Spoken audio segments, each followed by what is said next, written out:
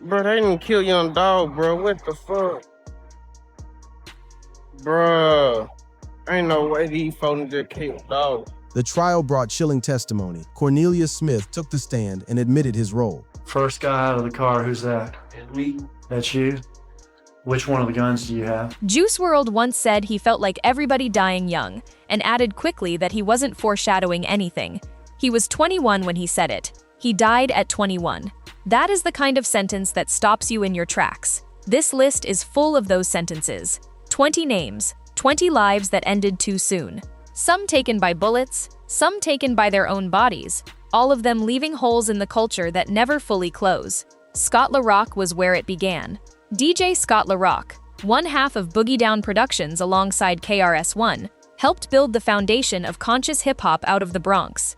Criminal Minded in 1987 was a landmark record. 6 months after it dropped, on August 27th of that same year, Scott was shot and killed in the Bronx at 25 years old. He had gone to mediate a dispute involving a friend, tried to be a peacemaker in a situation that had nothing to do with music, and caught a bullet for it.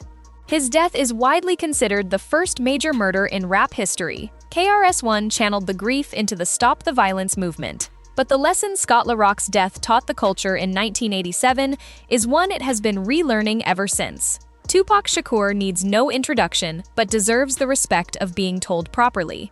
September 7, 1996, after the Mike Tyson fight at the MGM Grand in Las Vegas, Tupac riding in a car, driven by Suge Knight, when a white Cadillac pulled up at a red light and opened fire. He was hit 4 times and held on for 6 days before passing away on September 13th at 25 years old. His murder remains officially unsolved. He had survived being shot 5 times 2 years earlier. The second time, the streets did not let him walk away, and the loss left a crater in hip-hop that nothing has filled since.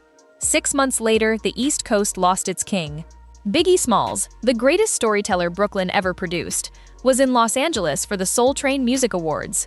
March 9, 1997, leaving an after-party at the Peterson Automotive Museum, his SUV was stopped at a red light when a dark-colored Chevrolet Impala pulled alongside and fired.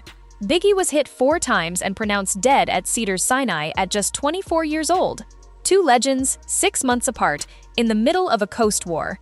That wound has never fully healed. Big L was Harlem's crown jewel, and arguably the sharpest pen of his generation. February 15, 1999, standing on 139th and Lenox Avenue, his own block, when a car pulled up and someone inside opened fire. He was hit 9 times. 24 years old. The shooter was believed to be connected to a dispute involving his brother. It had nothing to do with rap. Big L was on the verge of a national breakthrough when it happened. The world never got to see him fully shine, but every lyricist who picks up a mic today has felt his influence. Not every rapper on this list was taken by a bullet. Big Pun showed the world another way this life can end.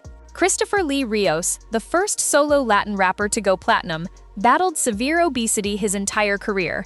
At his heaviest, he weighed close to 700 pounds. On February 7, 2000, he suffered a massive heart attack at a hotel in White Plains, New York. He was 28 years old.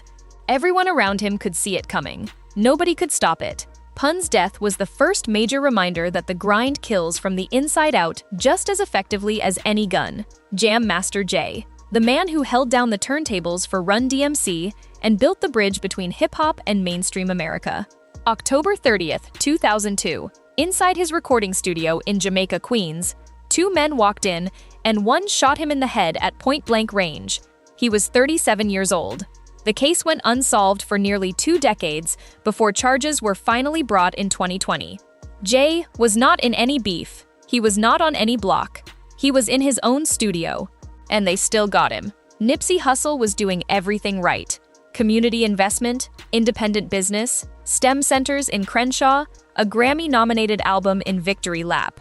March 31, 2019, standing outside his Marathon clothing store on Slauson Avenue when a man he knew from the neighborhood walked up and shot him multiple times. Nipsey was 33. The motive reportedly came from a conversation earlier that same day where he confronted the man about snitching rumors. He left the streets. The streets did not leave him. Pop Smoke was Brooklyn's next big thing at 20 years old, already reshaping the sound of New York hip-hop with Welcome to the Party and Dior. February 19, 2020. Staying at a rented house in the Hollywood Hills whose address had reportedly been leaked through a photo he posted on Instagram. In the early morning hours, 4 men broke in and shot him during a robbery. The suspects were eventually identified as teenagers. A single Instagram post broadcast his location to people who wanted to find him. Pop Smoke's death forced the industry to reckon with how social media exposure creates real-world targets. DMX gave everything he had every time he stepped on a stage or into a booth, and his battles behind the scenes were just as intense. Earl Simmons fought addiction for decades, crack cocaine and other substances ravaging a body and mind that produced some of the most emotionally raw music in hip-hop history. April 2, 2021, he suffered a cardiac arrest at his home in White Plains, triggered by an alleged drug overdose.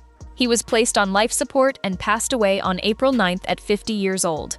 The streets did not take X, his own demons did, in slow motion, while the people who loved him watched and could not stop it.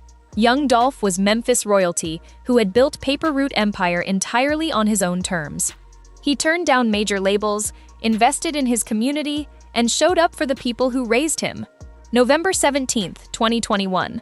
Around 1 p.m., he walked into Makeda's Homemade Butter Cookies, a local bakery on Airways Boulevard, and was shot dead. He was 36 years old. He had survived his SUV being hit over 100 times in a previous attack. He survived all of that and was killed buying cookies. The trial testimony from Cornelius Smith, one of the men convicted, was chilling in its matter-of-fact delivery. Dolph's death hit Memphis like nothing before it, and the grief is still there. Takeoff was the quiet one in Migos. While Quavo got the hooks and Offset got the headlines, Takeoff was the one other rappers genuinely respected for his technical ability.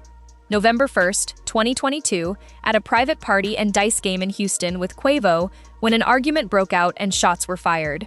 Takeoff, who by all accounts was not involved in the altercation, was struck and killed at 28 years old. He did not start beef. He did not chase drama. He was universally known as the non-controversial one, and he still caught a bullet in a bowling alley parking lot. The streets do not check your resume.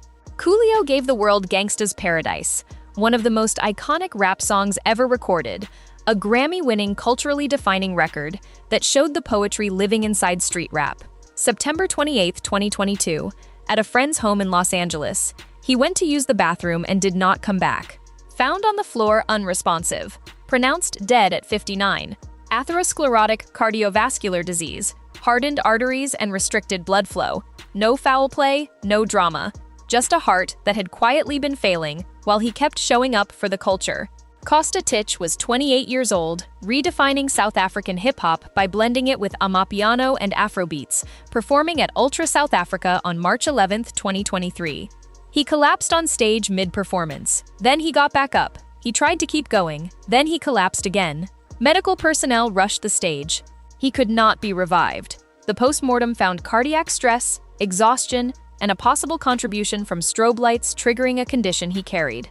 The image of him going down, rising, and going down again for the last time is the most haunting in this entire list. Fame does not protect you from your own body. 20 names, some taken by other people's hands, some taken by their own. The bullets and the bodies, the heart attacks and the collapses.